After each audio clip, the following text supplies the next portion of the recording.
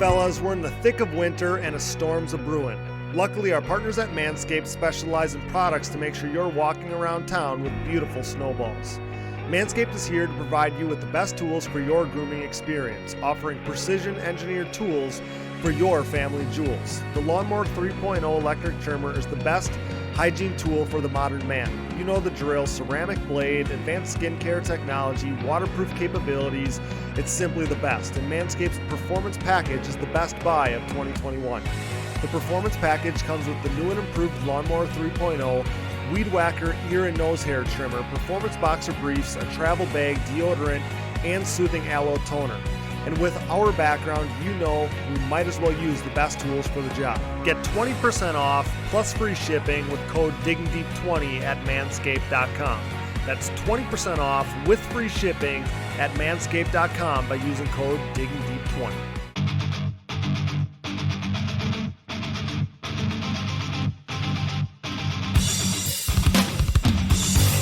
Welcome to the Digging Deep ATVMX podcast with your host, two-time defending ATV Motocross National Champion, Cody Jansen. Am I on air? I remember him saying, "Do you want to grow up or do you want to be just an average Joe?" No, I don't really want to be that person. What's up, everybody? We're back. I'm your host, Cody Jansen, and welcome to episode number 46 of the Digging Deep ATVMX podcast, presented by our title sponsor, CST Tires, available for purchase at shop.csttires.com. We have a number of things on the agenda for tonight's episode. I'm sure you saw our big announcement of the unveiling of the first ever ATV MX Fantasy League, Digging Deep ATVMX Fantasy. We'll dive into that topic in just a minute. So stoked on this new endeavor for us. We'll chat with our guests about their fantasy teams as well. We have DJ Spurling, owner of Rocket Machining and Design, coming up as he returns to the show. He's going to give us some insight into a special project they're working on, and we'll dig into some other topics with him as well. And then we'll finish up with back-to-back and two-time defending WMX Women's Class National Champion, Andrea Berger. We'll talk women's class racing and more with her. So stoked for that. Let's shout out all the awesome people that make this show possible. CST Tires, go to shop.csttires.com. Yamaha, thanks to Blue Crew. Valvoline, Ssi Decals, DID Racing Chain, Numero Technologies, Bronco ATV and UTV Components, Launderville Steel Enterprises and Concrete Supply, Forworks Carbon, DP Brakes, Gripped Gloves, Factory 43, Bike Strikes and Quads LLC, and Manscaped. Get 20% off and free shipping with code DIGGINGDEEP20 at manscaped.com. Their clippers rock, their nose hair trimmers are amazing, and they have a bunch of other cool stuff as well. So check out Manscaped. I wish I would have sooner. Get 20% off with free shipping by using code DIGGINGDEEP20 at manscaped.com. Support all these great companies that support us, and for any products that fall through the cracks, click that Rocky Mountain ATVMC banner on our website to help us out. It's the preseason, we'll be racing soon, and we both know that you need parts and gear. No matter what off-road gear parts you need, Rocky Mountain ATVMC has you covered. So before you buy, click that Rocky Mountain ATVMC banner on our website to help us out. Now, the 30-second board is up, it's sideways, and the gate is down. Time to dig deep. Let's go. Allow me to formally introduce you to our latest endeavor, something we are very excited about for the 2021 season, Digging Deep ATVMX Fantasy. Digging Deep ATVMX Fantasy is ATV Motocross's first ever fantasy league. Prove your four-man team made up of 4 different AMA ATV Pro Class riders is better than all the rest for a chance to earn prize opportunities from our partners. Here's how Digging Deep ATVMX Fantasy works. Your team will be made up of 4 members, one from each tier within the Pro Class. A Tier 1 rider, a Tier 2 rider, a Tier 3 rider, and a Tier 4 rider will make up your team. You will have the ability to pick a new team each and every event. Our weekly power rankings will help us determine what riders belong in each particular tier, enabling riders to fluctuate tiers from week to week. Tier 1 riders can best be described as win contenders. Tier 2 riders are essentially podium threats. Tier 3 riders are top 10 guys, and Tier 4 riders are grinders who are hoping to break into the top 10. You will pick one rider from each tier to assemble your squad and prove that you know ATV motocross better than the rest. To kick off the 2021 season in Daytona, Tier 1 is made up of Chad Wienen, Joel Hetrick, and Bryce Ford. In Tier 2, we have Nick Janusa, Alan Myers, Wesley Wolf, Jeffrey Rastrelli, and Brandon Hogue. In Tier 3, we have Logan Stanfield, rookie Max Lindquist, Wes Lewis if he's in attendance, Troy Hill, Cody Ford, and Parker Wawerka, once again if he's in attendance. Any rider that is yet to be mentioned can be found in Tier 4. This is more than likely where teams will be judged upon and fantasy championships will be won and lost. Scoring will be based on championship points. The amount of championship points your rider earns will be the same amount of points he will earn for your team.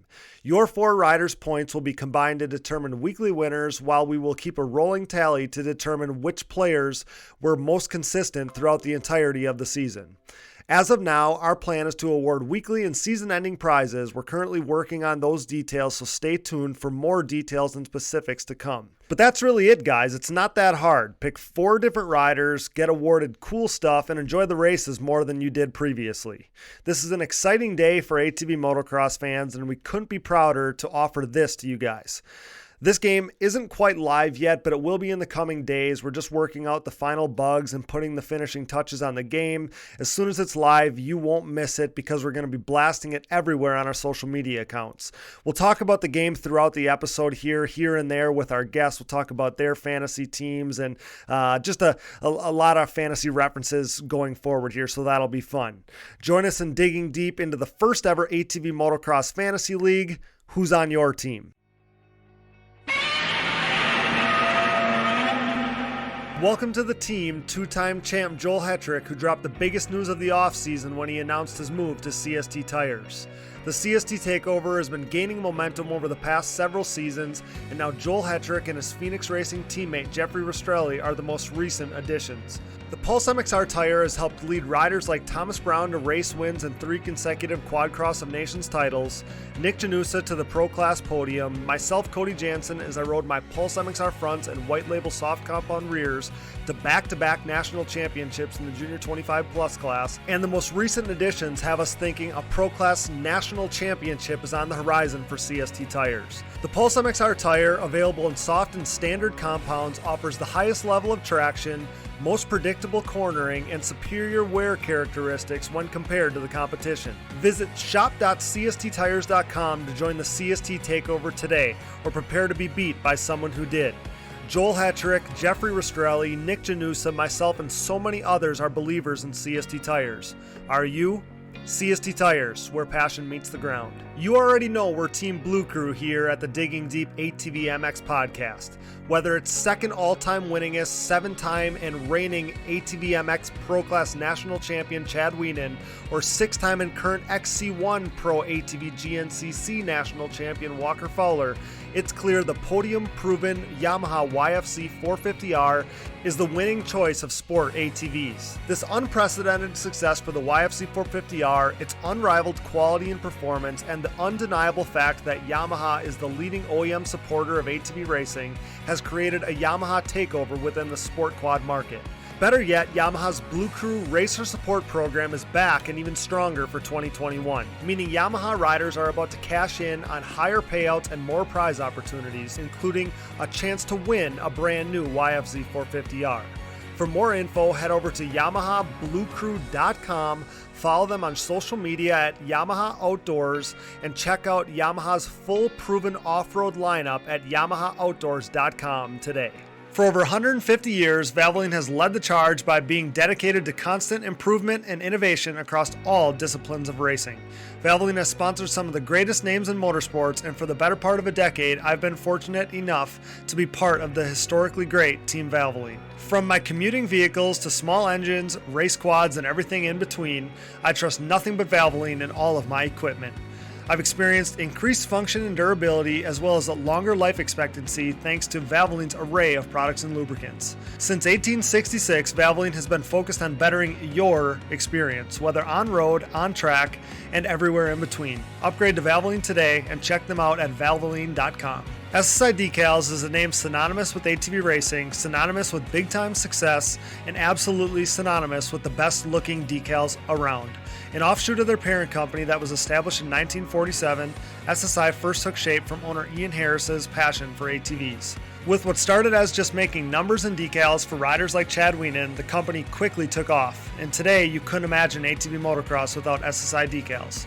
The graphics maker and designer now supports all the top teams in ATV motocross, as well as teams and riders racing GNCC, Work Series, Pro Motocross and Supercross, Canadian Pro Motocross, short course off-road trucks, UTVs, snowcross, and oh yeah, 6-time NHRA World Champion Clay Milliken.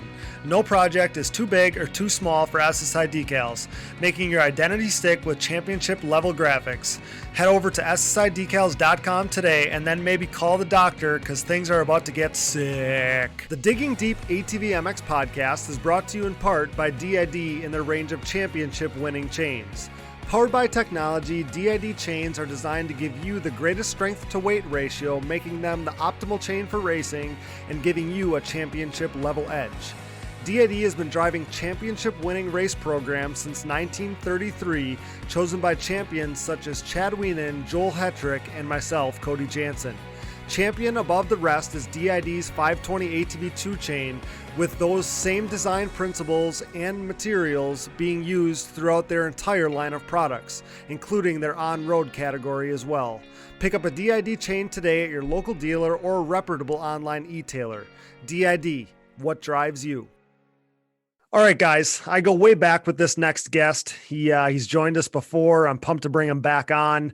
Brought to you by Manscaped and their Lawnmower 3.0 electric trimmer. Go to manscaped.com to get 20% off plus free shipping by using code DIGGINGDEEP20 at checkout. Owner of Rocket Machining and Design, Mr. DJ Spurling. What's up, buddy? Welcome back to Digging Deep. How's it going, Cody? I appreciate it. And like I said, it's always good to be back and talk some more with you and see what we got going on. Yeah, for sure. It's always fun when, somebody I have a history of friendship with or whatever. It's always fun to talk with people that I really know personally. So yeah, excited. I think I was actually just telling you before we hit record on this thing, a lot of people were receptive to kind of the more technical talk and the setup stuff that we talked about last time. So I know you guys got a ton of cool stuff going on. Excited to talk about it. How are things over in Michigan? Not too bad. I think was a little bit crazy there for a little while, but we're still up and going, and like we've had some material, getting materials at our shop and stuff has been a little bit of a challenge sometimes, but overall things are doing good. So we got some good stuff going. Awesome. Well, it's technically still the off season as we creep up on the season here, but for a company like you guys, between sponsorship and all the bike builds, and everything else that goes into racing, and I know racing or ATV stuff is only a portion of your business, but I have to believe that you guys are super busy this time of year. Absolutely. I mean, in the most sense, normally throughout the year, I like to tell people like ATV stuff is like 10 to 15% of our business. Mm-hmm. But the past 2 or 3 months, it has been taking up a lot of time, and it's awesome because, just as much as I do, like I would prefer to do it full time. I enjoy it. It's a blast. But yeah, extremely busy. Been getting stuff out as fast as we can, making sure everybody's set up as best as they can, and doing everything we can for the riders, That's awesome. And as if you weren't busy enough, you kind of let me in on, some stuff you guys had going on behind the scenes. Then we saw some of the, the stuff you started posting on Instagram and Facebook, the teasers, stuff like that. You've been teasing on social media about this project build that you guys were about to embark on. I know this is something from what you told me when we started, conversing about getting you back on here, that this is basically something that you want to use as a platform to showcase your capabilities at Rocket. You announced some of the plans, but I know that you've already had, a few changes along the way already. So take us back to the beginning of where this idea came from, update us on how things are going right now, and then let us know what the ultimate plans are for this thing. I'm stoked to hear about it. All right. Yeah. So it'd be a little bit, bear with me because it's a little bit of a story, but hey, that's what we're here for. Right. Yeah. So, probably 3 or 4 years ago, really, this idea kind of came to fruition by Al Falke. Okay. I know you know Al. Yep, I do. And so I have to give him a plug for it, 'cause otherwise he'll be mad. Okay. So technically it's his idea, but so he actually brought it up, and he said you got to put a Duke 690 motor. It's the highest horsepower single cylinder engine on the market. Okay. And so, I liked it. I liked the idea. And so we always talked about it. And a couple times I had stumbled upon, potentially purchasing a motor, purchasing a bike, like everything just kind of kept, I was right there. And then about 6 months ago, I actually acquired a Phoenix Honda lower TRX frame. And I thought this would be the perfect bike. Okay. I mean, it's completely lowered, everything. I thought this would be awesome. So I have the frame. I've been sitting on it, and I've, again, been picking away. I tried to purchase a full Duke 690 at one point, tried to purchase a motor. Just everything kept falling through. Well, then actually on our way back from Deckers, which I know we'll get into that, I came across a Vitpillen, the Husqvarna. Sorry if I butcher that name, but I sent it to Ron Jackson, and I knew he had a good connection down at JT Cycle, a local dealer, and I was like, hey, what can you get a deal on this? So he messages David, and he comes back, and he tells me a price, and I'm like, oh my gosh. And I turned to my dad, I said, dude, like, if we're gonna do this now, like, now is the time. We need to make this happen.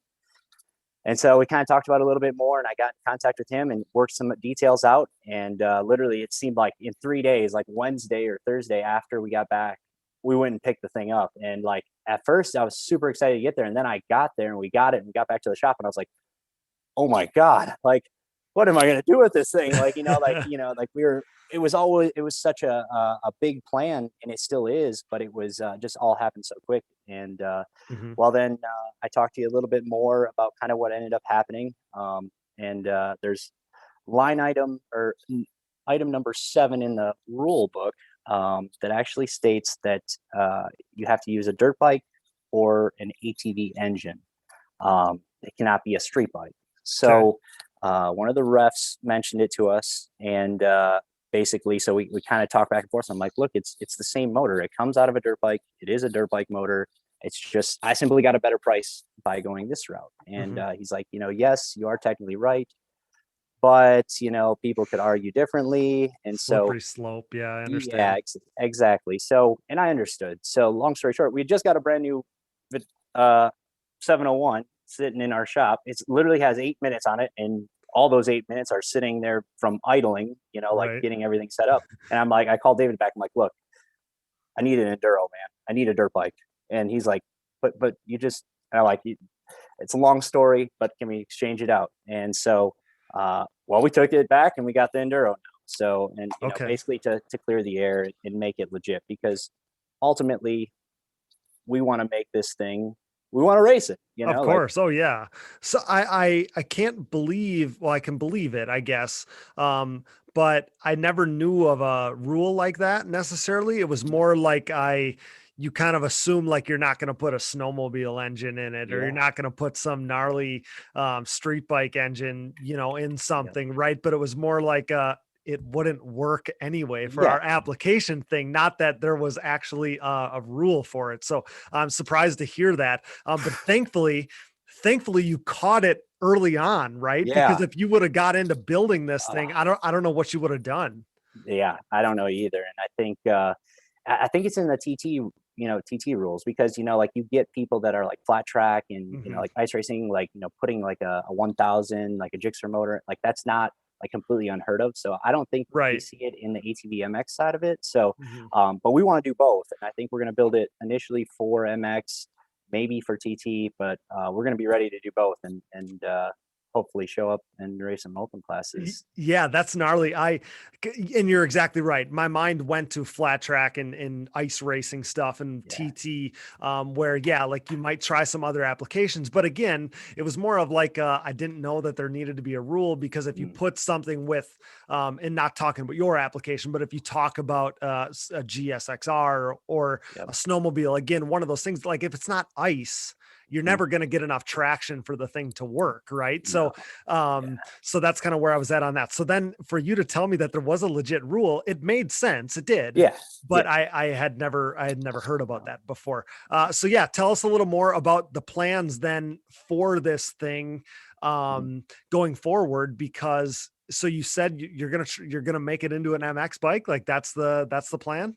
Yeah. And I think, so I think, just based on, we're doing it to, like you said, to expose our capabilities here at Rocket. We're not an ATV product company per se. Like we're an engineering, design, manufacturing company that produces precision components, and we have a passion for ATV racing. So it's a platform for us to showcase all of that. So our plan is obviously we're going to take this stock 75 horsepower with traction control and launch mode, and use all of our capabilities to put this in the bike, and then show up and race it. And for myself, I don't know necessarily my history of racing, and I think I know I can ride it, like that's not the problem, but how far do I want to take it? Or maybe we actually spoke to a couple guys, talked to them about riding it, because I think we can race it. Pro Sport would be a class, because that's open. That's open. Yeah. 25 plus is open. Yep. Yeah. And I don't know. What about, I thought Pro-Am too. It was an open class up until now. It's hybrid, but they limit it at 450 cc. Oh yeah. Okay. Yeah. Gotcha. That's because I think back in the past, it used to be open. You're right. Yep. You're 100% right. When I think of hybrids at this point, I don't think of CCs most of the time. You just think of chassis. So 25 plus would be an option. There's gotta be, is there another open like A class other than Pro Sport? I don't know for sure. I think maybe that's the only one now, but either way, you'll have some places to race it. So absolutely. It'll be exciting. It'll be exciting. So you are going to use that TRX frame for it. It's going in a lowered TRX frame. That's the plan. That is the plan right now. Okay. I got to put an asterisk on that, because there's two things that could end up happening. I mean, one thing that we did a while ago, is we actually reverse engineered an entire TRX frame. And so and we have 3D scanning capability. So one thing I'm not completely ruling out, that we build a frame from scratch. Okay. So I know that's, a lot of people, that's a big undertaking. And I think that's also part of the reason that I want to show this, is because we have that ability, I'm not out to build frames every day. That's not our business. So I don't, Mike talked to me about it, and I'm like, look, I'm not stepping on your toes, man. Like, you are awesome at it. But, so I'm not ruling that out, just because there's a few things on the motor that might come into issues. But right now the plan is a TRX chassis. Yes. Yeah. No, I totally get what you're saying. This isn't something that you're going to try to mass produce for people. No. This is a showpiece for you, basically. Absolutely. In a passion project, that something that you've wanted to build for a long time. I mean, I think that bringing something to life that you've had like a vision of in your mind is a really cool thing in general. So what about the balance of, do you know how that's all going to work out with the balance of the engine? Obviously we know how things work, where tiny, we're talking millimeters, can change the feeling of the bike. Do you have an idea on how that's going to go? Is that going to be a big issue with the size of that engine, or let me know? I know you enough to know that's something you're thinking. So I needed to ask the question. Yeah. And one of the questions that a lot of people asked was, what's the weight of the motor? Because I think when people think 600 cc's plus, they're thinking about the XR 650s and stuff like that. And those motors are tanks. I know. Right. Exactly. Tanks. Yep. And so that was one of the other things I keep telling people that is even more cool about this entire engine, is it's roughly the same weight as a stock TRX engine. Oh, okay. So so balance would be different, but you're not worried about the size of the engine or the weight of the engine being so massive. That's one thing that I was thinking, even when I looked at a picture of the bike, the engine just looked big. I don't know why. Yeah. So well, then that might eliminate some of because in my mind too, with a bigger engine, I'm thinking, okay, well, the gas tank fit and, all of that stuff. You'll run out of room fast sometimes with those bigger engines, but if this isn't that much of an issue, then, man, it might not be that crazy. No, and I think like the height of the engine is taller, Yep. but it's only 2 inches taller than a KTM 250 engine. Oh, okay. So, and they put those in obviously TRX chassis all the time. So we might have to arch up make an aluminum gas tank and arch it up to get it up over the top. The intake comes out at a pretty good angle. The water pumps, I think, they both come out to the left, which is a problem.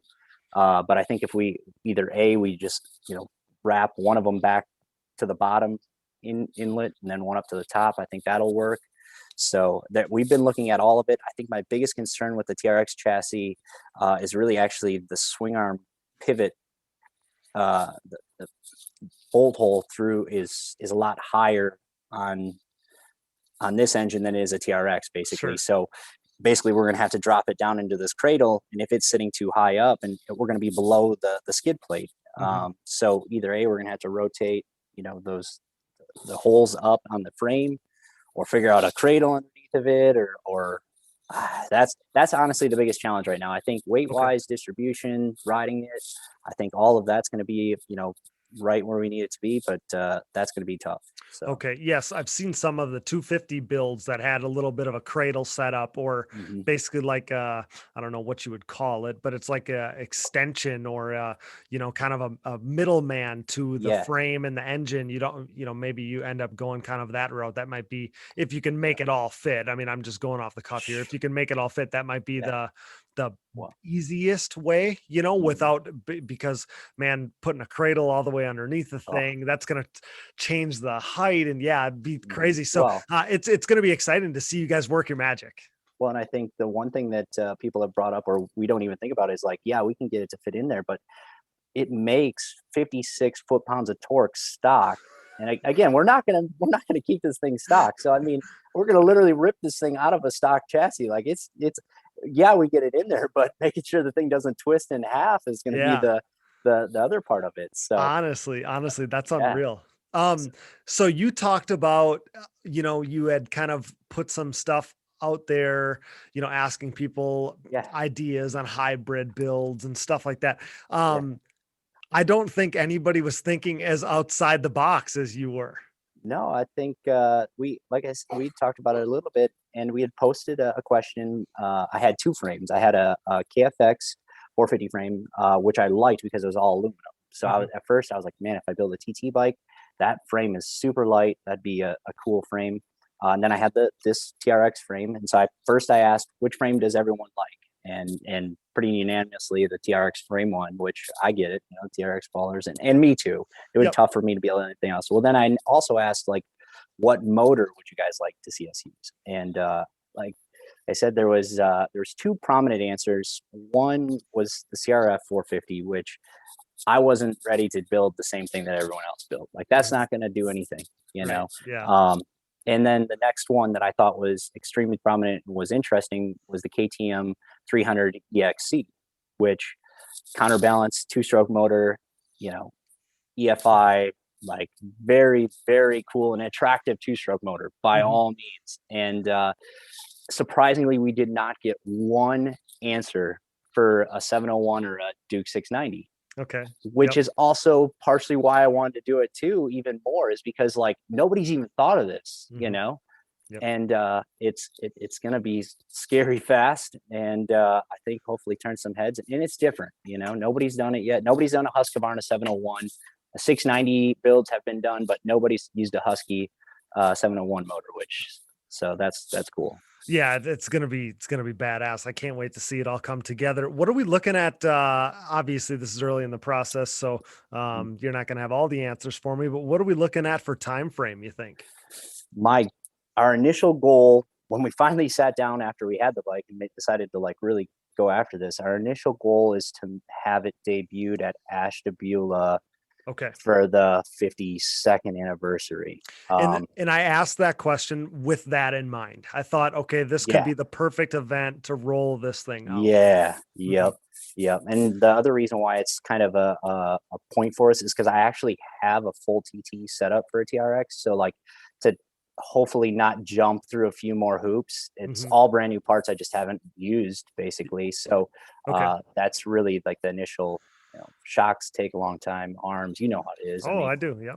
So that's the plan right now. Okay. So That's exciting. And I do think, I mean, yes, I know that, your goal is to make this thing up, it can moto and it can TT and it can flat track and do all these things. I do think, I mean, you and I are probably thinking the same way, that it's going to be a really good flat track and TT bike. And maybe it's a question mark motocross wise, who knows? Right. Yeah, absolutely. But flat Whole track shot and TT. Well, there you go. Yeah, no doubt. Just whole shot and block. But no, flat track and TT, especially when you're talking about something with that much torque and should be rider friendly when all the I's are dotted and the T's are crossed. That's going to be awesome. So, and I love the fact that you're getting it out there now. I mean, it's February. We're talking about this thing. It's going to create, a following of itself. And by the time that race comes, everybody's going to be looking forward to seeing what this thing can do. Yeah, and I think it was a great, timing wise, I thought it was good because, the whole hybrid production discussion continues. It's, in my opinion, one of the highest, especially now that everyone's switching to Yamaha, Mike talking about how there's no, it's not as fun anymore because there's only one manufacturer and stuff. And to some extent I can see that. But I thought this would just bring a little bit more light to just fun, basically bring some fun to all of it, and do something different. I feel like we talk about this regularly, that you're always trying to find something to motivate yourself, like no matter what it is, what you're an athlete. So whether it's athletic stuff, whether it's business stuff, whether it's, I don't know, home life, whatever, like we all need to find motivation in what we do. So yeah, to have that motivation to be building something that's a passion project, a vision that you've had for the longest time. I just think all of that's cool. Is there anything else that you want to touch on before we move on to kind of some other stuff? Yeah, no, I think that's about it. I think we touched on all of it. I'm glad that I wanted to expose some people to it and bring some awareness. And like you said, let's have some fun, and I want to get people involved with it. So I appreciate you. Of course. Oh, of course. Yeah. And I'm assuming your plan is to kind of keep people up to date along the way as this thing's coming together. Yeah. Look at our, first our Instagram handle. And that's where we share most of our content, Facebook as well. We're going to get a YouTube channel. We have a YouTube channel, but we don't share stuff on it. We're going to do a whole build series across it, and basically taking the motor out, the everything. So it'll be very comprehensive and show everything that we do. Awesome. Well, that's perfect. That's something that, we can go ahead and share some of that stuff too, but you're going to have a lot of listeners now following along for the ride with that. So that's exciting. And I know that, that's not the only thing that you guys are cooking up in the shop, up there at Rocket. So, I know you have some other cool stuff in the works. Fill us in on some of the other maybe more typical ATV stuff you're working on, or what's keeping you busy other than that project. Absolutely. No, some of the more recent stuff that we're kicking off now, that's going to be, in production or moving along a lot faster. I think you saw, we shared that we're going to make rear hubs. So like one of the things that everyone has asked, like, Cody, I'm not kidding you, like 3 times a week we get a phone call like, do you guys make rear hubs? And I keep telling them like, no, like, look, I want to, but they're going to be really expensive and you're not going to want to spend the price, but everyone kept asking, like, well, what's the price? What's the price? What would it be? And so then finally we actually put some numbers to it. We came up with a price, and I said, we're going to make 10 sets of YFZ and TRX, and, we'll see how it goes, basically. Okay. And, so that's exciting. I've always wanted to make some, we've talked about it for a long time. I have one of your rear hubs, so I got to get you set up with a set yet too. So, I was so pumped when I saw that because so for like 10 years, literally on every one of my bikes, I've been like, if I'd sell off a bike, I'd take off the rear hubs that I have. And sell it with stock hubs, because the stockers I would blow out in no time. It gets sloppy. And I've had these hardcore hubs that now all of those have finally went on me that I don't have. I actually broke one at Texas at the end of the season. So, I was out of options. I didn't even know what I was going to do. One of my bikes has been sitting in the shop without a hub on it for like 5 months. I'm not joking. So when I saw that, I was so pumped. So I felt like, and again, this is a conversation that we have had, but Mhm. the thought that you're finally going to do this, test the waters, see what it is, because I feel like so many people are in the same position as me, where it's like, what do you do? Where do you Mhm. go? What we didn't have any options. And I'm excited that you're going to test the waters on this, especially Yeah. kind of supply and demand. I mean, you know how it is. Like, so many of us don't cut corners with our race programs. Yeah. So yes, I mean, you're not trying to bend anybody over, but No. like, there's a lot of us that are going to pay the price on something, Yep. whatever it is, if it's essential to, our racing program. So Yeah. excited that you guys are going to finally roll Yeah. something out like this. This is exciting. And I think you touched on it too. It's no secret that like our entire, like a lot of the products that we've made have been based around and had the hardcore thought in mind. And Mhm. one of the things that a lot of people don't remember necessarily or know of, that you touched on about why the hardcore hubs were so special, is they had that stainless steel splined insert.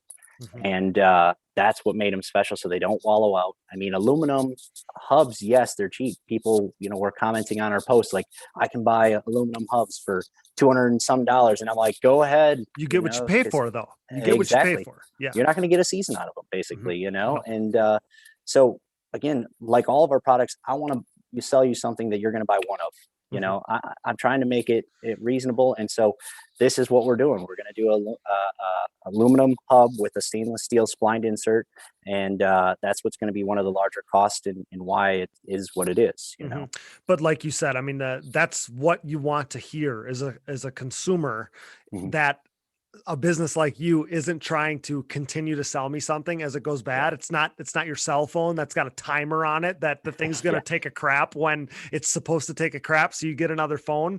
To mhm, think that, that you're trying to replace something for us long term. That's a cool thing. DJ, I think so often now that I don't know what we did or what we would have done without you, without your uh, company, I because appreciate it. you filled such a void of something that had, like, there was no fill for it, And I Yeah, often think now, like, I don't know what we would do without you. And you kind of control the whole market on top end, yeah, hard parts like you use, whether it's the hubs, the other stuff you guys do, yeah, I like spindles. your spindles, dad and I were just talking about the spindles, and even like your steering stem clamps, stuff like that is just next Mhm, level. I don't know yeah, what we did before, mhm, before you guys were around, and you've really cornered the appreciate it. market on, some of the stuff. It's truly unreal.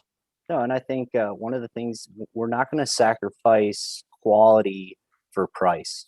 So like, don't get me wrong. Like, we do everything we can to help support. I'm not going to promise you that we're going to be the cheapest product in the market, and I Yeah, don't but you're want to not be. but you're not trying to be. Exactly. No, no, and I think that goes right, and that's one thing I wanted to bring up too, is the LTR spindles that we make, the which first question I get is, are they truly LTR geometry?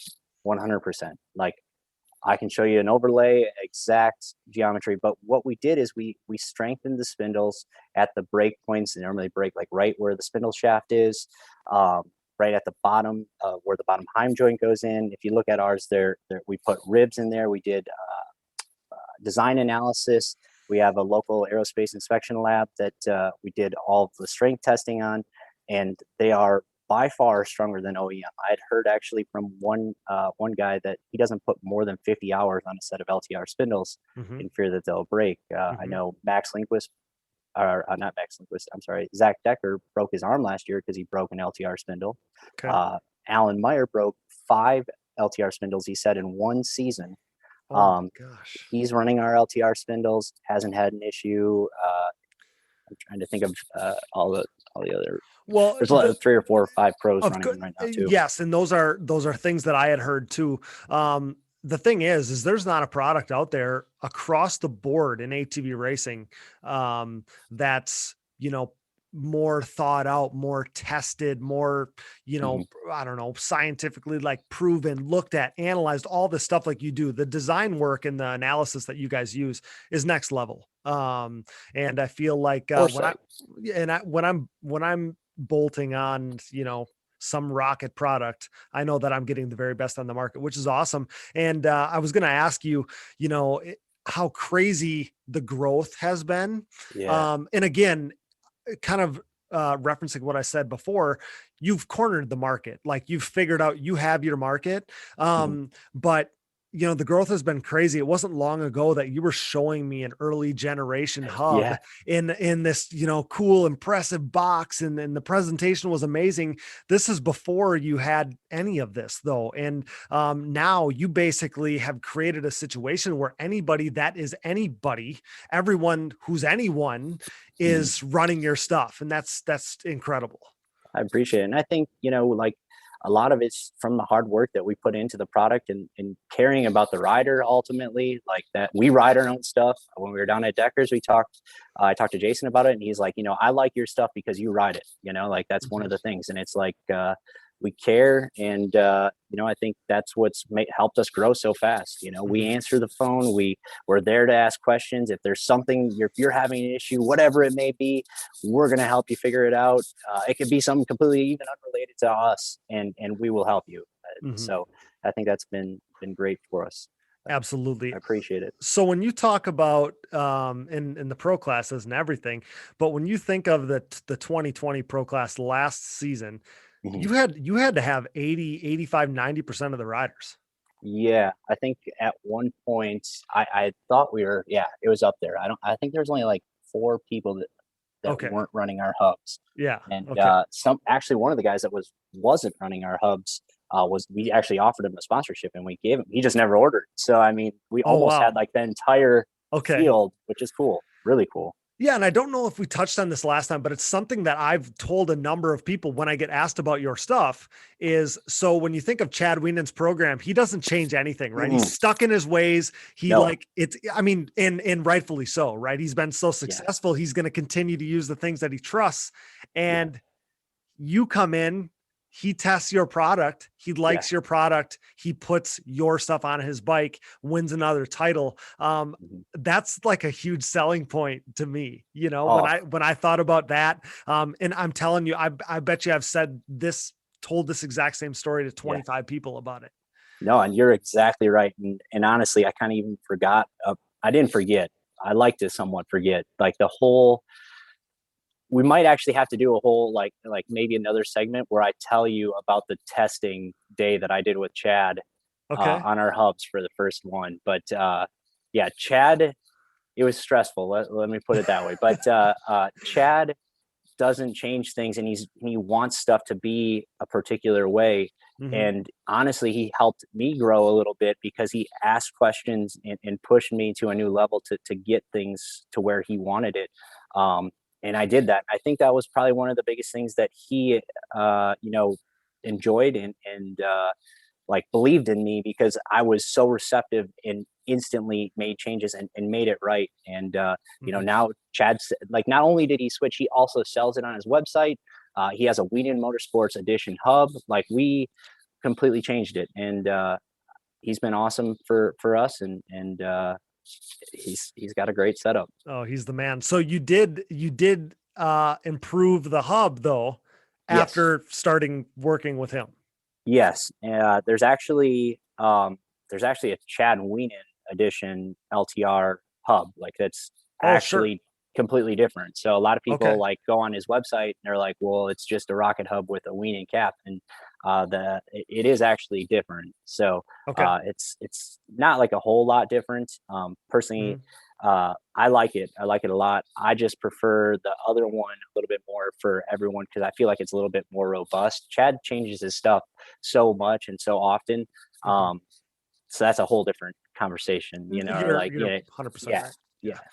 So that's exciting. That's cool. I feel like, again, Chad's not just somebody who wants something out of people. He knows exactly what he wants, and he wants to work with people that are going to, kind of improve his program, help take him to another level. But it's hard to penetrate into his program. So the fact that you did it and then created a better hub, I mean, that's for the benefit of everybody else. So speaking of the pro class, and again, so many of those riders, our Team Rocket riders in the pro class there, will you be playing Digging Deep ATVMX Fantasy with us? Oh, of course, man. I play the RM Fantasy. I got to play the Digging Deep, the ATV Fantasy. This is what we all dreamed of, man, Okay. to get in on this. Yeah, I'm excited. I hope everybody else is that excited too, because hasn't been a cheap or easy endeavor, but we're pulling it off. We're making it happen. So I'm going to put you on the spot here. For Daytona, who are you putting on your 4-rider team? You've probably read, like most people have read. Yeah. You have a rider kind of from each tier. So your tier 1 options are Chad Wienen, Joel Hetrick, and Bryce Ford. Who you got? I had to go, Chad's staying consistent. He's on the same program. Joel's on the Yamaha now. I got to go with Mr. Consistent and put Chad at my tier 1. I mean, I think that's an easy pick. Yeah, Chad's been so good at Daytona too. Yeah. He's dominated Daytona. It's going to be interesting. You bring up Joel on the Yamaha. It's going to be so interesting to just see something different. Don't you think? Yeah. Like, I feel like for the last decade, it's pretty much been, Chad and Joel on their same machines, just re-racking them for another season. To see something different is going to be pretty exciting. Yeah. And don't get me wrong. Joel is moving on the Yamaha, man. He is, honestly, I didn't think he could get much faster on his Honda, and I think he looks faster on the Yamaha. So by no means by me picking Chad and my downplaying Joel's speed on that Yamaha, but he looks good. I think he's going to come out swinging, and it's going to be a long season for the two of them. That's for sure. And we'll see who can get up there and battle with them. It's going to be exciting. From talking to those guys too, it sounds like Joel and Jeffrey trust the bike more. So that's going to be a whole nother aspect of it, is that Joel might just feel like he can just go as hard as possible for the entire race, but that's a whole nother topic. So tier 2, moving on to your next rider, who are you going to pick from Nick Janusa, Alan Myers, Wesley Wolf, Jeffrey Rastrelli, or Brandon Hogue? That tier is a tough tier to pick, from the standpoint that we know that they all battle, and that's really for that number 3 position, obviously with Thomas moving out. But my pick is Nick Janusa. I really think he's made some changes to his program, and we've worked with him, a lot here a little bit recently. Not that my changes are the reason. I think he's got some more stuff going on outside of that, but he really showed at the end, and he's consistent. I really like Nick in that number 2 spot there. So.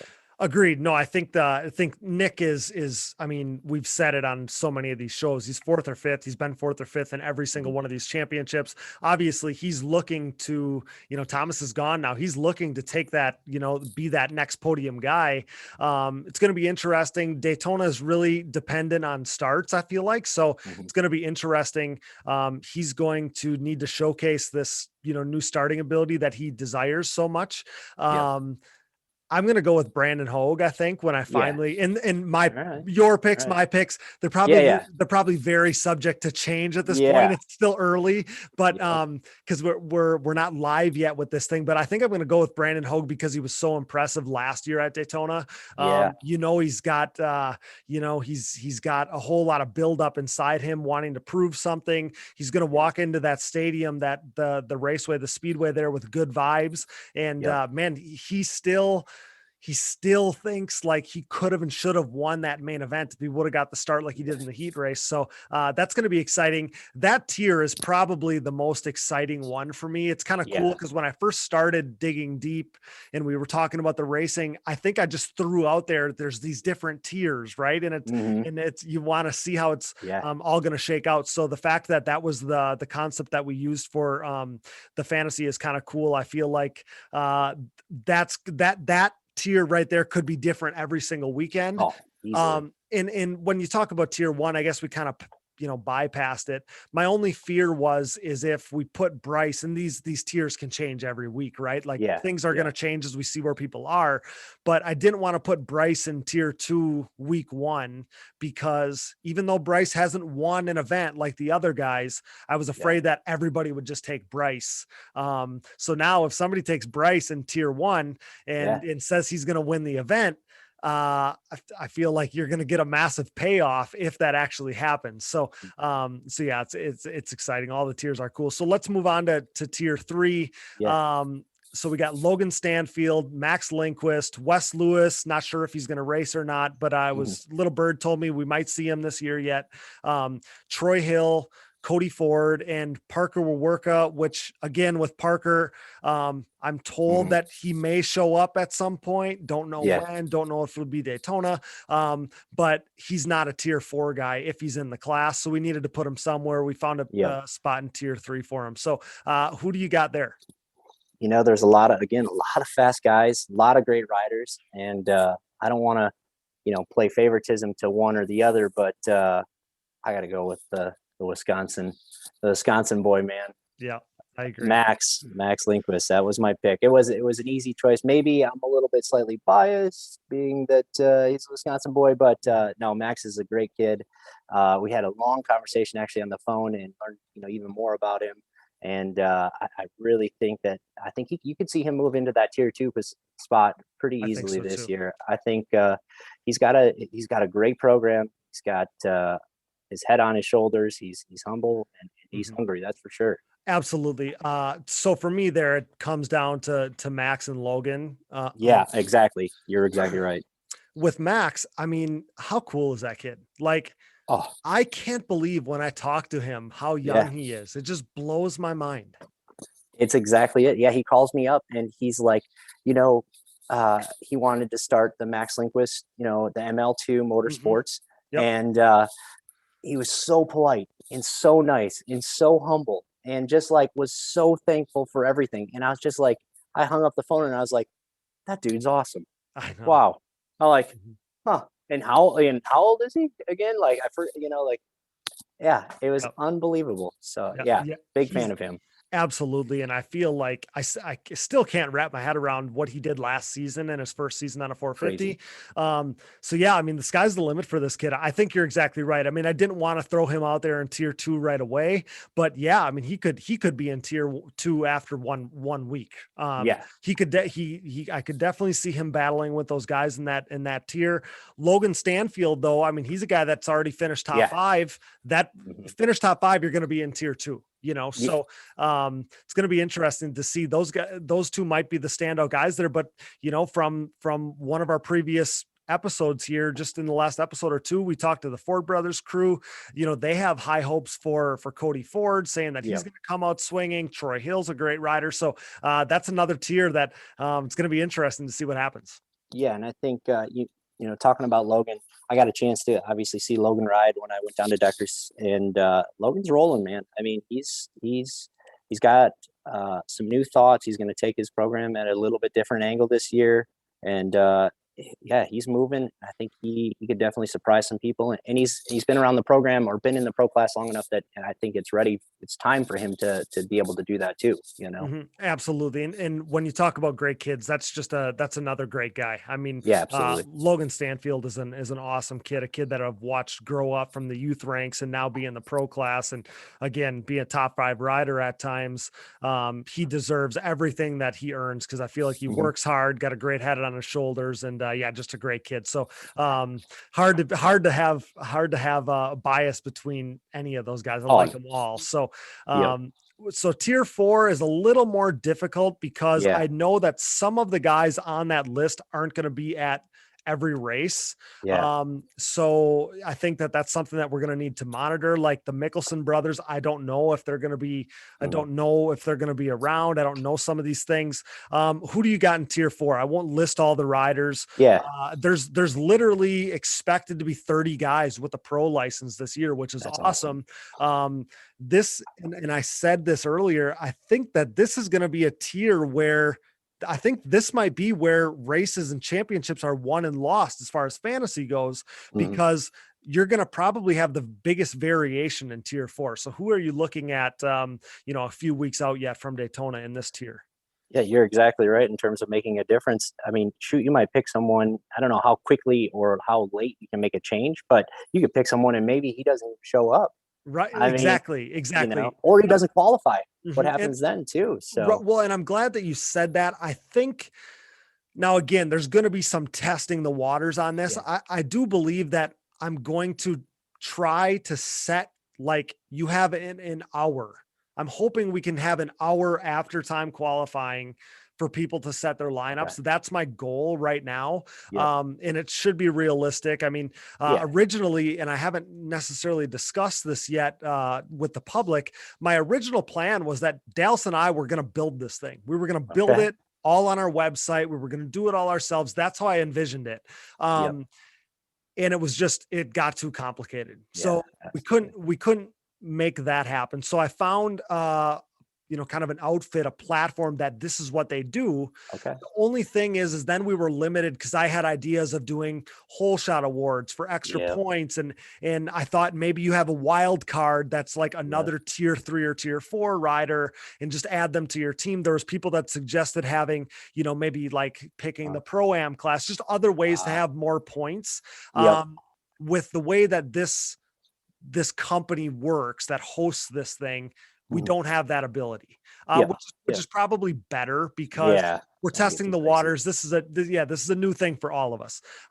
So that's my hope, is that we'll have a little time after time qualifying, so you'll know who's in the motos, and kind of go from there. But let us know who you're looking at for tier 4. So I went with Michael Allred for that tier 4. I think he's a consistent rider. He's got good speed. I just think he's just consistent. He's a good pick, especially out of everyone there. Agreed. He would be my pick too. Mike and I have spent some time racing each other over the years. He's just a great guy. We talked about on one of the previous episodes when we had him on, being that he's a little elder statesman to the other guys. He's not a young kid, and some of these rookies or some of the kids entering the class are still pretty young. I feel like even though he's a rookie, quote unquote, not quite as young as those other kids. And I feel like that's going to be a strength of his. So that's why I feel like that's a safe bet. That's a safe pick. But when the races come, especially Daytona, like Daytona's crazy. Crazy stuff happens. Again, so much is dependent on the start, and things happen on the start, and it's going to be crazy.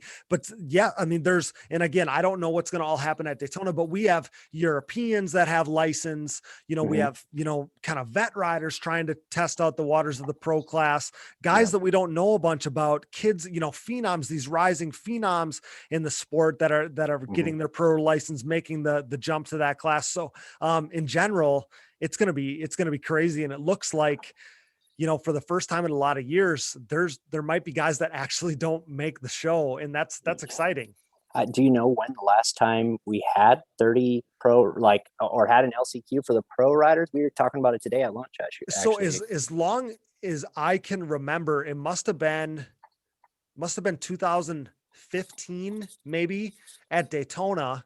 Okay. Or maybe it was 14, but one of those years there was like 26, 25, 26, 24, something like that riders, because I remember being scared to death that I wasn't going to make it. Yeah. And thankfully I ended up getting third in my heat, but there was a lot of good riders that went home. So I just didn't want to be that guy. And it's been a while, but it's awesome. Harv and I were talking about this, the AMA the referee. And, when you look at like Supercross, we went to Supercross a couple of weeks ago in Indy, and there's a lot of guys that are like in the B qualifier that they're amazing riders, but they don't look it necessarily when you stack them up against, the best of the best. There's guys that are going laps down. We're watching the lights class, lap up to the top 5. So the moral of the story was that you don't need to be Chad Wienen or Joel Hetrick to compete in the pro class. And I feel like you look at all, these top, tier 4 riders, that's going to be a race of itself. I don't care if they're a half a lap down or 3/4 of a lap down. That's another race. That's more guys out there. That's a great look. And that's a great thing for our sport. And I believe that this could be the beginning of, hey, you don't need to be a contender to win to enter the pro class. I feel like as long as you're capable, as long as you're safe, as long as you're smart, that's a great thing for the sport. Yeah. And I think, it was either Logan or Alan and I had a little bit of a discussion about that. It's like to some bit of me, I feel like some of the guys in that tier 2 and tier 3, in that list, they could have won championships in years past. I feel like, obviously, like quads have gotten better, technology has gotten better, which is obviously also made them faster, but they are no slouches, and a lot of great riders. And I think a lot of people, put Chad and Joel on a whole new pedestal because they are freaking natures. I mean, they are on a new level in a lot of sense, but those other guys are not slow at all and exciting to watch. Absolutely. I've been saying this, that Chad and Joel are they're some of the greatest ever. And for them other guys, it's unfortunate that they got to line up against, the greatest guys every week, but you can also, like, if you finish on the podium with them, if you give them a run for their money, if you beat them in a moto or an overall or whatever, like, then you beat the baddest guys that there are. Yeah. So you're exactly right. I agree 100%. Those guys in that next tier are incredible riders, and they might have been winners along the way, if they weren't having to race Chad and Joel. They happen to be some of the best. But yeah, pretty similar teams there for us both.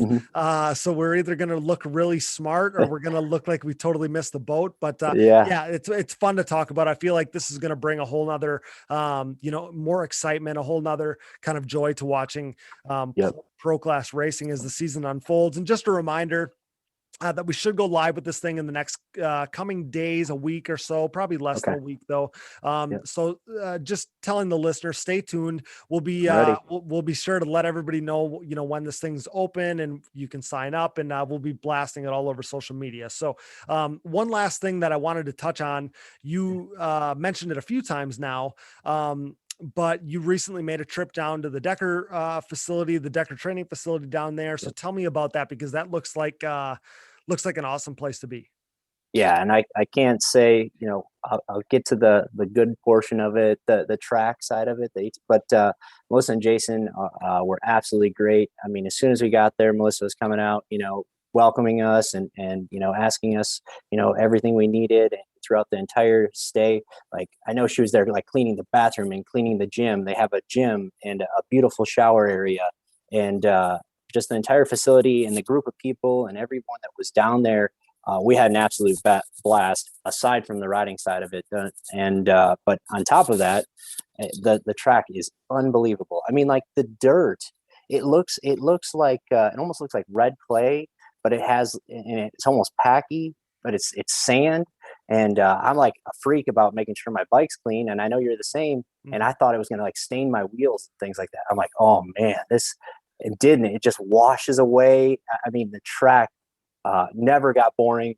It gets rough so great training. A lot of great riders down there. And again, there's not very many places that allow us to do that like they do. And they've really created something that I think the ATV industry really needed. And I wish them the most success, because as an ATV rider, we need a place like that to go at any point and ride is, priceless. Absolutely. What they're doing for ATV racing, creating kind of this mecca. And I know that, two-wheeled guys are allowed too and everything, but to have a place where it's so quad friendly and ATV centric, you're exactly right. That's something that we've needed. So that looks like the place to be. You referenced a few guys that were, that were there. Who did you see down there? Like, any big name guys while you were there? So Alan Myers, Logan Stanfield, and Wesley Wolf were all down there. All of them training together, been training well, and then Zach, obviously, as well. Zach Decker. I don't want to, Wesley is rolling, man. There's a jump there called the power line jump. And basically, like, seriously, when you ride the track initially, it's like this shouldn't be a takeoff and a downside. These are like two really, like, large singles, basically. Okay. And on the first day that we were there, myself and Gloop were talking, and out of the blue, Wesley had hit this thing on a bike, and he decides he's going to hit it on the quad. And there had been guys, I think there's only like a handful of guys that have made this jump, and he came up extremely short. And so my first, like, real relationship or conversation with Wesley was, him, like, he's like, I'm going to be okay. And he got the family jewels. That was the big problem. He's walking around. He's like, I'm going to be okay. I'm going to be okay. But so that was the first time we got to talk to Wesley. But yeah, there's a lot of fast guys down there, and it was cool to watch them ride and see. I wanted to know a little bit more about their off-season training and what do they do day to day? How does it go? Yeah. Yeah. Well, you know what? When we're picking fantasy picks now, I feel like that knowing the background makes it that much more important. Like, I need to know what their program's like, how's the bike maintenance, all these things. So it's exciting. So if I was to ask you who was most impressive in their training and their riding or whatever, who would you say? So I can't, like, Logan and Alan kind of were training together. So I don't really want to like put either of them on a higher, because they're both doing it, Okay. They're kind of paired up, Yep. I think Alan looked a little bit more aggressive on the track. He looked like he was typical of his riding style. Yeah, that's his riding style for sure. He looked, I would say he looked like he wanted it a little bit more than Logan, like just all together. You get what I'm saying? Like, I think and again, I don't want to downplay Logan at all, because I know he's working hard and stuff like that. But if I had to put just visual and just feel, I felt like Alan had a chip on his shoulder a little bit, Yeah, well, he's a guy that could take. I had this conversation with Brandon Hogue, but that year 3 so often is when you see a big jump. So that could be, that very well could mean that Alan's going to have a big year this year. It's funny that you talk about those two guys, because between Alan and Logan, I feel like they're so similar. Just Alan is just 1 year in the progression ahead, you know, but I think of them so similarly. So, yeah, that's awesome. It's cool that you got to go down there. I wanted to ask you about it because it looked like you were having a blast. I saw the pictures and stuff like that.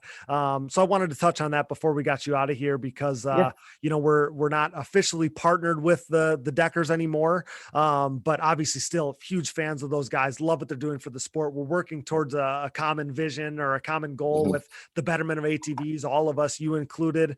So yeah, it was just great to see you down there. And yeah, that place looks like a rad place to ride and train. That's for sure. Absolutely. I appreciate it. Well, it was good to talk some more about it. And I appreciate you having us on again. Yeah, man, I can't thank you enough. We'll get you out of here on that note, but I can't thank you enough for, joining me. And yeah, it's going to be a huge season for Rocket Machining and Design riders. I think basically every rider to choose from in the fantasy stuff, like we talked about, is going to be equipped with your stuff. So stoked on that. And we're obviously stoked to see how this, the project, comes with the hybrid thing. And honestly, I'm even more excited for the rear hubs than anything else.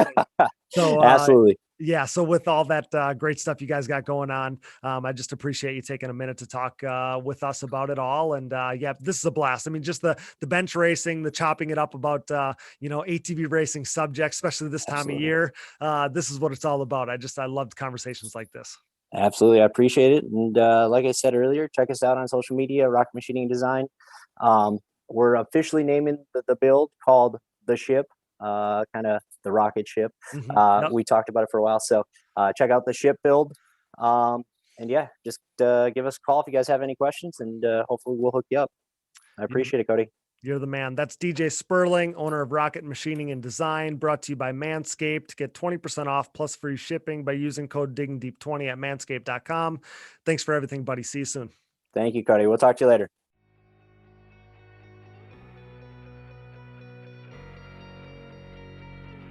We are proud to be partnered with Numero Technologies. Since 2001, Numero has led the charge in the ATV and side-by-side market, covering more applications than anyone else in the industry.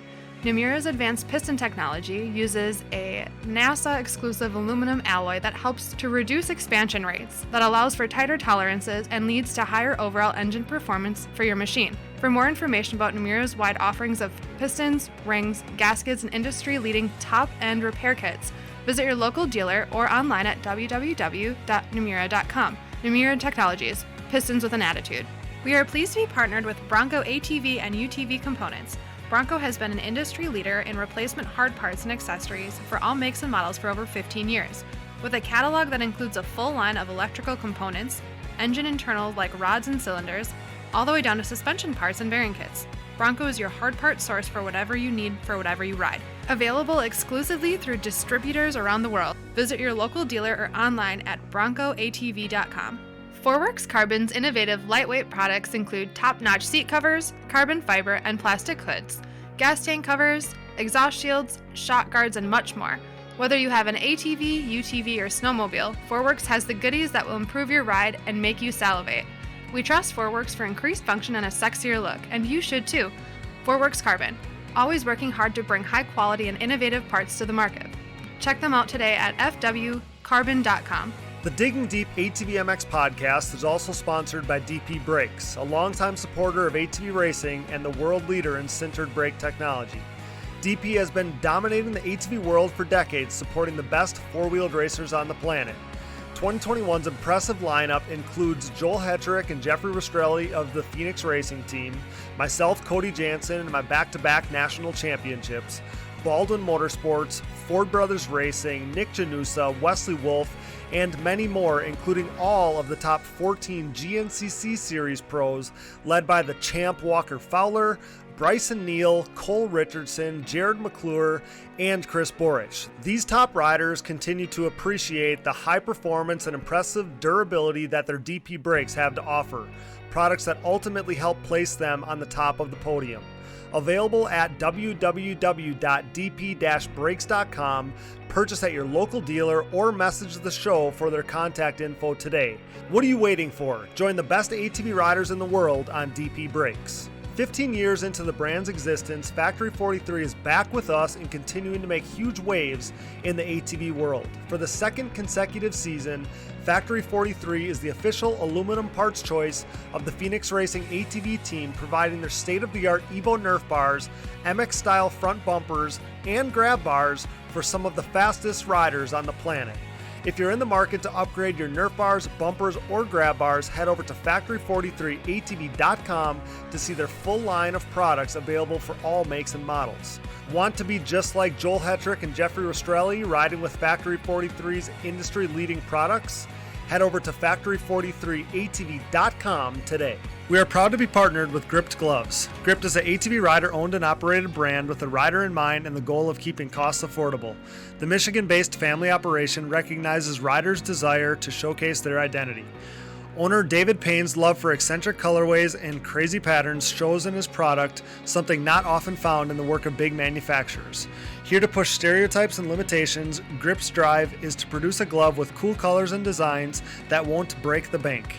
With comfort and quality as key motivators, the family affair is constantly working on the next more innovative and improved glove. Get a grip on life, join the Gripped movement, because no one wants a bland glove. Check them out today at grippedgloves.com, that's GRIPT gloves.com, and use discount code DIGGINGDEEP10 to save at checkout. Bikes, Trikes, and Quads LLC has been supplying riders with aftermarket components from the industry's top brands for over a decade. With over 80,000 products in stock for your ATVs, UTVs, metric and HD motorcycles, dirt bikes, and snowmobiles, Bikes, Trikes, and Quads LLC can tend to all your power sports needs, from hard parts to riding gear. Bikes, Trikes, and Quads also offers hard-to-find used parts for your vintage dirt bike, ATV, three-wheeler, or snowmobile. Use discount code ATVMX at www.btqllc.com for 10% off of orders of $100 or more. We're grateful to have Bikes, Trikes, and Quads LLC digging deep with us. Thank you, BTQ LLC. Just like the sport of ATV motocross as a whole, our Digging Deep community is brought together by the love for racing that we all share. Our sport is compiled of many great people, and leading that charge is the Launderville family at Launderville Steel Enterprises and Concrete Supply. This racing-owned family business is a steel and concrete supplier serving the entire United States. Launderville Steel is a full-service steel supplier of new and surplus steel, aluminum, and stainless steel products, headlined by their 4130 chromoly tubing and plate used in the building of chassis for ATVs and UTVs, off-road truck racing, late model dirt and pro tractor pulling series, drag racing, and more. Launderville Steel loves their racing just as much as we do, but don't forget about their concrete division as well. With over 25 years of experience, the Concrete Division can supply everything you need to complete your next business or personal project. Their central Midwest location enables LSE to easily serve customers across the United States. For a quote, additional info, answers to more of your questions, or to talk a little racing, head over to laundervillesteel.com or give them a call today. We are proud to be partnered with yet another racer-owned company. Thank you, Launderville Steel Enterprises and Concrete Supply.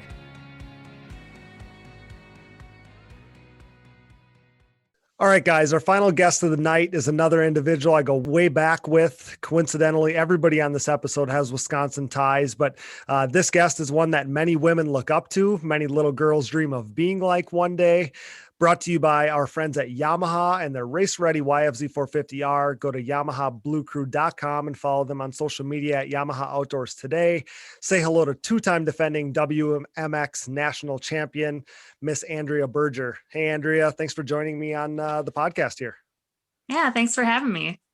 It's funny because literally the exact same day, Brooke suggested to me that we bring you on for a conversation. And then you hit me up saying that you had some interest in coming on and helping promote women's racing a little bit in the WMX class. So I don't know if I can say great minds think alike, because I don't know that I think of myself that way, but we're thinking alike nonetheless. So we're stoked to have you.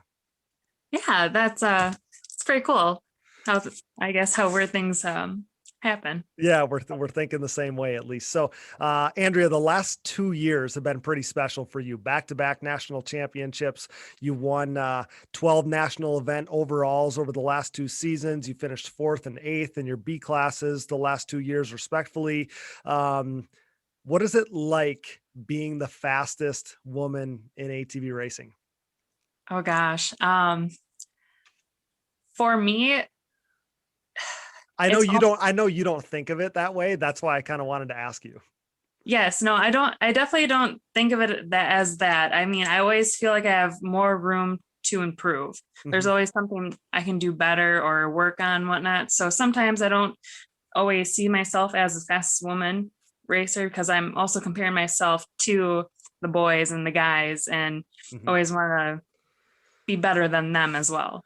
Yep. I know that. And I knew that was kind of the answer I was going to get, but wanted to be able to say, especially back-to-back national championships. I mean, you're clearly the undisputed fastest lady in the sport. So, it's cool, but then you and I come from, kind of the same place in the country. I've watched you and your family. I raced with your dad when I was still just a little kid, all these things. So that's kind of the amazing part of the story for me when we talk about you and all that you've now accomplished, is you were kind of, like almost, I would say, like a late bloomer, because, your dad was a local legend here by us in Wisconsin, Bill Berger, but you didn't spend your childhood chasing, around to all these national events. And if my memory serves me correctly, you really didn't flourish until you were on the 450. So I think I'm remembering that correctly anyway. And now you're kind of an unstoppable force. So tell me a little bit,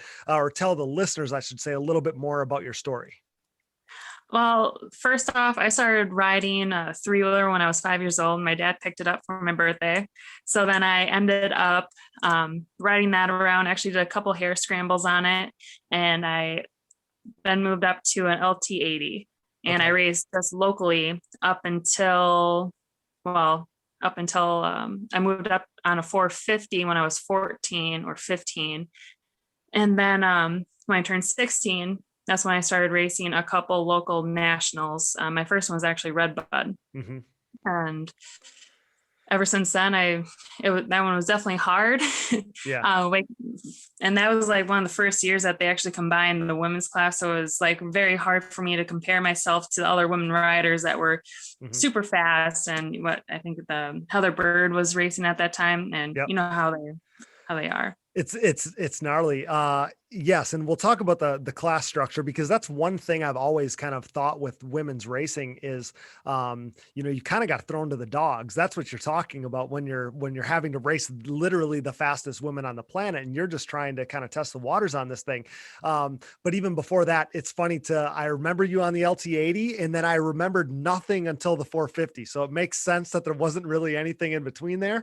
But yeah, I mean, you spent, gosh, I don't know, probably 10 years on the old style YFZ. That was your home for the longest time. And then I think you finally made the switch, but yeah, it's exciting. And it was a fast graduation, I feel like, for you in these recent years. But was last year, would that have been, or 2019, would that have been your first national win, was in 2019?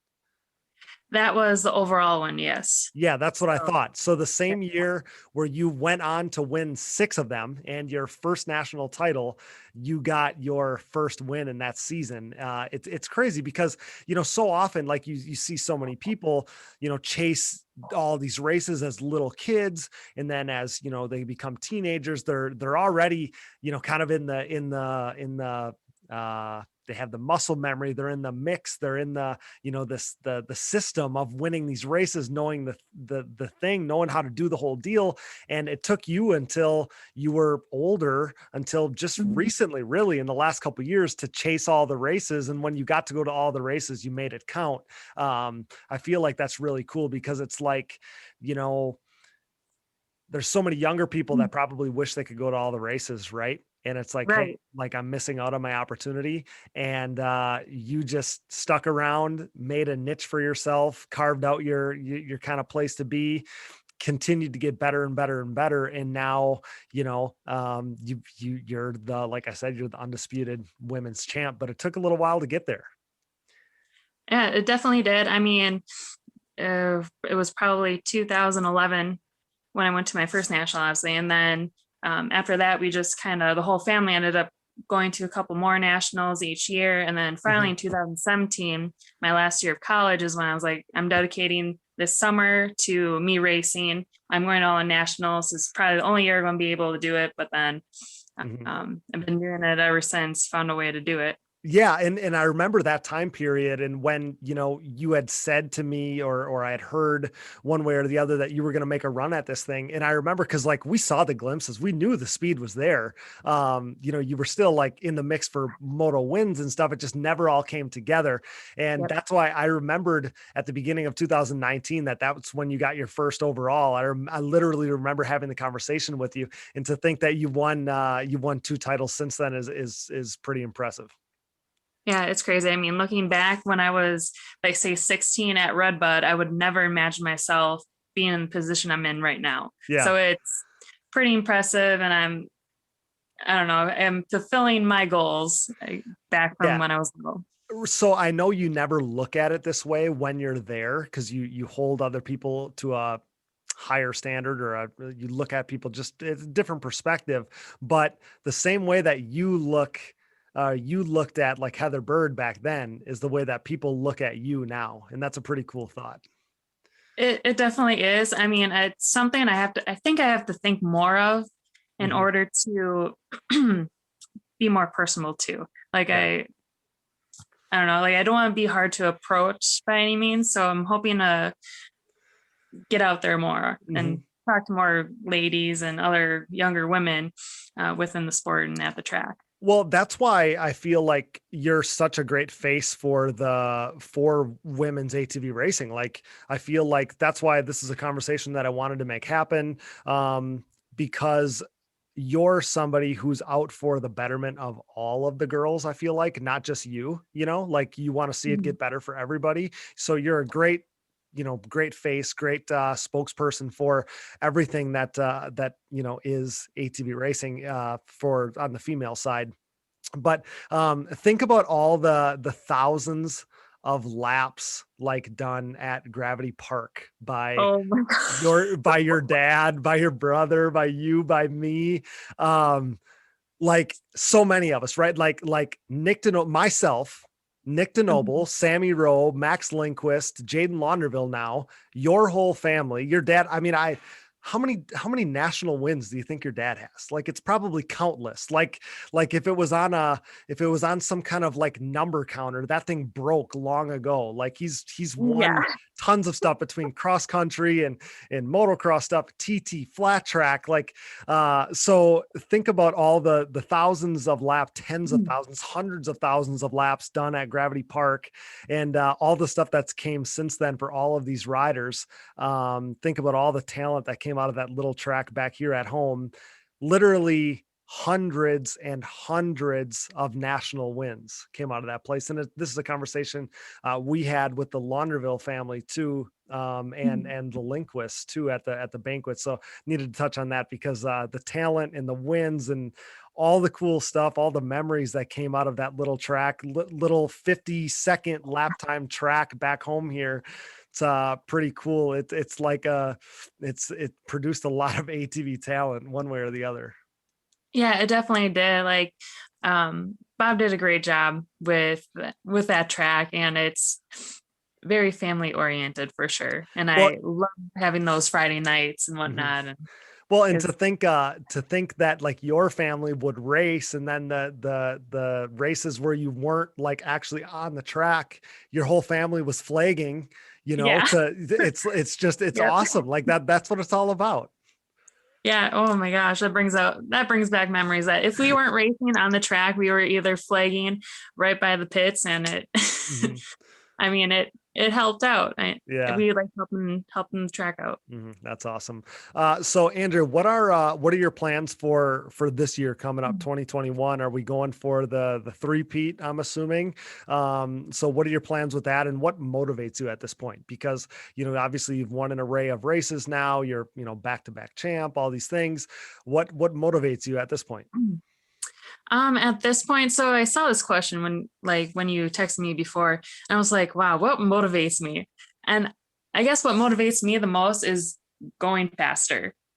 Okay. And just having that third championship under my belt would be amazing. And I think that's what really propels me in the sport. I feel like there's something special about a three-peat. After that, it's like, just the three-peat, like the catchiness of it. I feel like that's a big deal. And even the back-to-back, you went back-to-back in your class. I went back-to-back in my class. So I was like, man, I wonder how many people like went back-to-back. There was only 6 of us in the 40 whatever classes that there are. So I feel like that itself is pretty cool. Yeah, for sure. I mean, are you going for your three-peat? Hopefully, we'll see. Yeah. But yeah, I think that's exciting. And also, like, I know it's different because you always, I feel like, have this carrot out in front of you with racing the boys, right? So you're always, you kind of referenced it already, but you're always wanting and needing to get faster. You always have this goal out in front of you. So there's always that opportunity for growth, I feel like. Oh, there definitely is. I mean, I tend to compare myself a lot to, I would say, my brother, whenever me and him practice or whenever we can. And then also with Gage and Keaton Sturk, whenever we go and practice out with them at Keaton's track. So what's the plan for your other class then? Are you going to race another B class like the last few years, or what's your plan there? Well, they made a new class, which is like an AB class. Okay. So I'm thinking about moving up to that like half stepping stone and see where I lay. Okay. Yeah, that makes a ton of sense. Yeah, that was a question that I wanted to make sure I touched on because you've been a contender in these B classes, and that's cool to see. So exciting there. And there's another, like there's younger women coming, like there's girls coming, there's fast talent coming to add to the ranks of the women's classes, right? So but now they introduced a kind of another women's class for 2021. So what do you know about that? Well, as of right now, I believe they made basically WMX as the pro class where they'll be racing us both motos on Saturday. Then there's another women's class. I believe it's just women.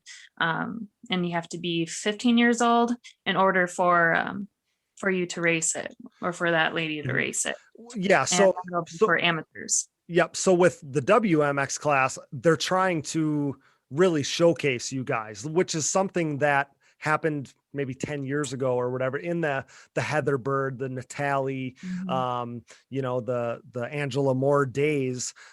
They really made the women's class a premier class. So WMX, they're doing that again now with 2 motos on Saturday. I think that's awesome.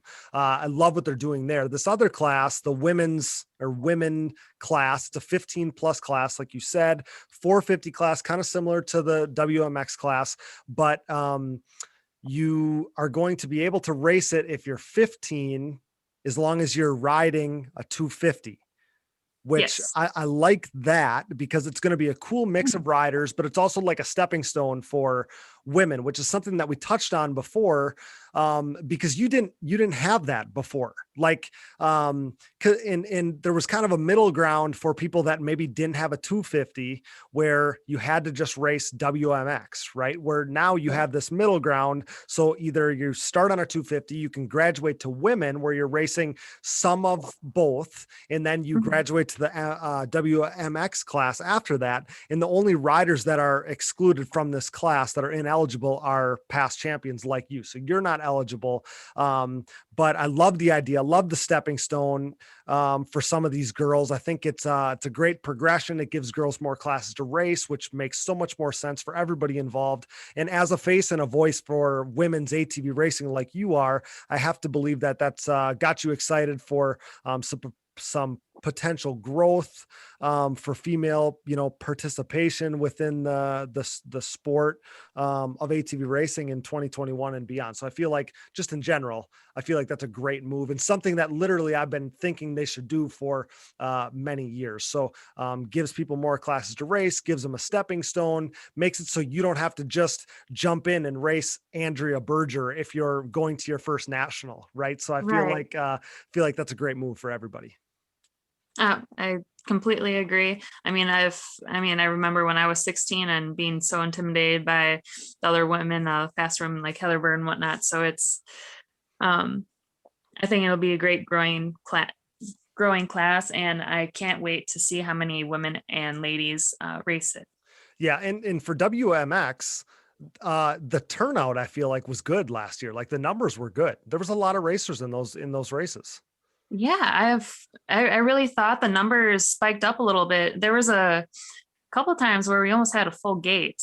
Mm-hmm. So it was getting there. I can't believe. I'm very excited to see what happens here this year. I feel like with classes like this too, it should only help. Again, it's going to make it so maybe it's not so intimidating. It's going to make it so more people should hopefully get involved. And then again, there's always that kind of aspect of people wanting to get their money's worth. Well, this way, as long as you're not a past champion, you have multiple women's specific classes to race, which is awesome. Right. So as we look to 2021, I'm sure you heard about our big announcement with the unveiling of the Digging Deep ATVMX Fantasy League. We've touched on it a few times on this episode so far, kind of a running theme. So are you going to play with us, Andrea? Yes, I would love to play with you. Okay, so I'm going to put you on the spot then. We're asking all our guests tonight for Daytona, who are you putting on your 4-rider team? So you got to take one rider from each tier. Who do you have? Who are you starting with in tier 1? All right, so I got Chad Wienen. Okay, which has been the pick of everybody on the episode so far, God. which is it's hard to argue against because he's been so good at Daytona. You can't argue against it. Who do you have in tier 2? Let's see if we got any difference here. I was going to go for Nick Janusa. Okay. That's what we had DJ Spurling on right before you from Rocket Machining and Design. That's who he took too. The only fear I have, and we've had Nick on a few times, he's been very open about needing to be better at his starts, and at Daytona, that's where we're going to be able to see if he's getting better at them or not, because the start is so important there. I took Brandon Hogue. I feel like he's going to be quick down there too. Yep. But yeah, that's a tier that's very, very tough to pick. So they're all good choices there, I feel like. What about tier 3? I went with Max Lindquist. Well, how could you not? Wisconsin guy. Yep. I feel like we're kind of all similarly thinking there. I think Logan Stanfield will be good too. Mhm. But yeah, okay. What about tier 4? Last tier. Who are you going to entrust in tier 4? This is a trickier one, I feel like. It is definitely trickier. But I would love to see Michael Allred Hmm. like kick some butt. Yep, agreed. So I'm picking So up him. So all of us picked Michael Allred as well. Yeah, no, I agree. I feel like his veteran savvy, his smarts, he's a rookie, but I don't think of him as a rookie because he's been around for long enough. Mhm. So yeah, I feel like that's going to be exciting. I feel like this is going to bring a whole new enjoyment, new fun to watching some of the pro class races. One of my goals when I started digging deep was to give maybe some more exposure to riders throughout the class, not just focus on the guys right at the front. And as we started to kind of put the fantasy thing into motion, became more and more clear to me that, the thing I wanted to accomplish from the very beginning, giving more coverage to everybody throughout the class, fantasy was going to work hand in hand with that, because you're going to be watching the guys in tier 4 that they might be almost a lap down, but we're going to be like watching to see what's happening there. So I feel like it's going to be exciting. I want to remind everybody again that the game isn't quite live as we speak right this second. In the coming days, it should be. So everybody will be able to get signed up, get their picks in, and we'll be blasting it all over social media. So just letting the listeners know that you will have time to sign up. So don't anybody need to get crazy. And you will be able to compete against the 2-time defending WMX National Champion. So I feel like that can be some bragging rights. It'll give us some things to talk about at the races. So that'll be really exciting. But Andrea, I can't wait to go racing. I feel like this time of year, the itch gets real. It's cold back home here when you're seeing pictures and videos and stuff of people riding down south where it's nice. So yeah, I can't wait to go racing, but that time will be here before we know it, I feel like. Oh, definitely. I'm so sick of being under 2 feet of snow right now. Honestly, how is the program looking? Is it pretty similar to last year? And how is everything coming together? There's a lot of work to do before the season gets here yet. There's so much work. So I recently upgraded to a 450R. Yep. So we ended up basically tearing it all apart, got powder coated, and now we're just waiting on like little parts in order to get the front end done, and then the rear end is pretty much complete, but just waiting on everything else. Yeah. How is the transition going to the R model quad? Because again, you were reluctant for this for the longest time. Actually, so I went to Florida last year for the first time, and the only quad I rode was a stock 450R. Mm-hmm. And I finally felt comfortable on it, and I'm like, maybe I should bite the bullet and just get one. And during the middle of the season last year, I actually bought my brother's, and I started riding that towards the end of the season into fall, and I think I should be fairly comfortable on it by the time the first round comes around. Yeah, I hope so. I'm sure those are such beautiful quads. And I feel like with Keaton in your corner, it seems like he knows those. I mean, he's been on those things for forever. He knows them like the back of his hand. So to have him in your corner for all this can only help, right? Oh, for real. I mean, I couldn't do it without him. He's definitely a pillar for me and within my program. Mm-hmm. I mean, I'm over there in the shop working with him and putting things together and trying to work on his quad too. So it's a good learning experience for me, and I appreciate everything that he does. Absolutely. One thing I wanted to double down on before we got out of here was your dad. What has your dad all meant to your program? Like I didn't have this on my notes for this segment as we're walking out of this thing, but again, like the way he was a legend back home here, he's been around it for forever. Just wanted you to be able to, touch on everything that your dad's meant to, your program. He's set such a good role model for your racing. And I'm sure you look at him to your racing like I look at my dad, to mine.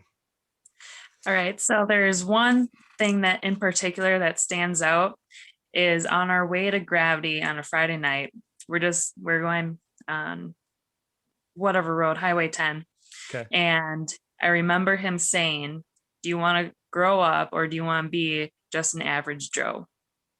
I mean, someone who only looks forward to drinking on the weekends and works during the week. I'm like, no, I don't really want to be that person. I want to stand out. So he was someone that motivated me early on. I want to say I was 14 or 15 at that time, and it just stuck with me. Mm-hmm. And that's one thing that he did. He got me into racing. He is another pillar of my program. He also still works on my motors and whatnot, and gives me pep talks when I'm having a bad day, either with racing or at work. And I can't thank him enough. That's awesome. I love to hear that, because I tell parents all the time, just in general, about our sport, how it gives kids a motivation to stay out of trouble, to not be that average Joe, to not be the person that's sitting at the bar however many nights a week or every Friday night. All the motivation, the life experiences. I mean, think about, you have such a great professional career at this point, and I'm sure the stuff that you learned at the racetrack, learned with dad, working on stuff, just again, all the life lessons, the things you've seen, the places you've been, just everything that you've learned is because of, or at least in some way, thanks to this sport, and in traveling around, being with your family, being with your dad. Think about these memories. You're talking about, being with your parents on Friday night, like same exact thing for me. So I'm so glad that I asked that question, because that's the coolest thing. And to have you still in ATV racing, to think of, I've known you, it feels like my whole life, at least as long as I've been at the racetrack. So most all of my life. And to think that you turned into what you are, what you mean to ATV racing, the fastest chick on four wheels. I feel like that's just, it's the coolest thing. I remember lining up for my first A-class race locally. I was like 13, and I was so nervous to race your dad, because your dad was like local pro to me. He was like Doug Gust, like that's how I thought of your dad. It's crazy. Yeah, he he still intimidates me, actually. And I think up until probably last year, 2019, he was still probably a little bit faster than me. Okay. He still might be, but who knows? But for no offense, my dad, he's a big dude, and he just rocks the quad. He just like bonds with the quad whenever he gets on it, and he goes. Yeah, it's an extension of his body. There was a little time there, maybe this was like a year or two ago, whatever, where it was like all three of you, your brother, your dad, were all the same speed. Yeah, I want to say that's around 2019, or whenever my brother raced, actually probably 2018, right around there. Yeah. It's fun to see. Again, it's amazing. It's got to make your dad so proud. All that you've accomplished, and your brother too. But to see where you're at in the sport right now, again, it's something he's done his whole life. He's like still doing it now. It's got to be the coolest thing. He's got to be so proud. Yeah, I sure hope he is. Well, Andrea, we can't be racing at the moment. It's still February. It's been like negative whatever here for the last week or two.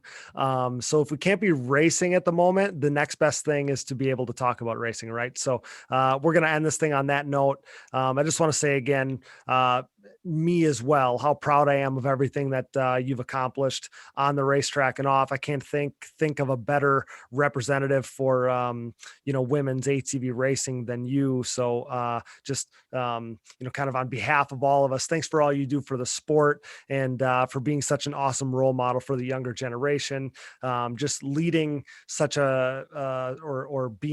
setting such a great precedent for everybody else. It means a ton to me, and ton, I think, to a lot of people throughout ATV racing. Yeah. Well, thanks for having me. I really appreciate it. I love what you're doing here with Digging Deep. So it's great. Always fun to hear hear your story or hear someone's story every week. I appreciate it, Andrea. This has been a blast. Thanks so much for joining me. Can't wait to see all the great things that you're going to accomplish in 2021. Hopefully the three-peat, and just can't thank you so much for joining me. And just know that we're always pulling for you here at Digging Deep. All right. Thanks, Cody. Thanks so much. That's back-to-back WMX National Champion Andrea Berger, brought to you by Yamaha. Check out Yamaha's full off-road lineup at YamahaOutdoors.com today. Thanks again, Andrea. See you soon. Fun show tonight. Talked some Digging Deep ATV MX Fantasy. I hope you guys are as excited as I am. Talked some project builds, passion stuff, women's class racing, a bunch of stuff in between as well. So we covered some serious ground tonight, guys. Major thanks to tonight's guests, DJ Spurling of Rocket Machining and Design, and two-time WMX champ Andrea Berger. Thanks to producer Dallas Jansen, my brother. Thanks to Brooke and AMA official Harv Whipple. Thanks to our sponsors, CST Tires, shop.csttires.com. Yamaha, thanks to Blue Crew, Valvoline, Ssi Decals, DID Racing Chain, Numero Technologies, Bronco ATV and UTV Components, Launderville Steel Enterprises and Concrete Supply, Forworks Carbon, DP Brakes, Gripped Gloves, Factory 43, Bike Strikes and Quads LLC, and Manscaped. Get 20% off and free shipping with code DIGGINGDEEP20 at manscaped.com. Support the brands that support our show, and don't forget to use those codes to save. Find them on our website, and be sure to click that Rocky Mountain ATVMC banner on our website to help us out and for your off-season needs. And most of all, thanks to you guys for listening. Our show merchandise, including Digging Deep shirts, hoodies, our new Quad Guys Get Hot Chicks t-shirts, and more, are available at shop.diggingdeepatvmx.com. And if you're looking for another easy way to help support us, visit our website and click the Buy Me a Coffee button. This allows you to set up a one-time or monthly contribution to help us out. You can call our voicemail line anytime, 920-569-3519, and follow us on social media, Digging Deep ATVMX Podcast, and myself, Cody Jansen, for additional content and further Digging Deep ATVMX Fantasy information as Daytona nears. You can find us on Apple Podcasts, Google Podcasts, Amazon Podcasts, Spotify, Stitcher, and more. You know the drill. Wherever you find podcasts, you'll find the Digging Deep ATVMX Podcast. All episodes, additional podcast providers, sponsor links and discount codes, our new show merchandise, fantasy information, and more can all be found on our website, diggingdeepatvmx.com, so check that out today. Be a friend, tell a friend. Please download, subscribe, rate, and review. And with that, for DJ Spurling, Andrea Berger, Brooke Catherine, Dallas Jansen, and I'm your host, Cody Jansen. Thanks for listening to the #1 podcast in ATV racing, 2 million downloads and counting. Until next time, thanks for joining us in Digging Deep with the Stars of ATV Motocross. See you next week.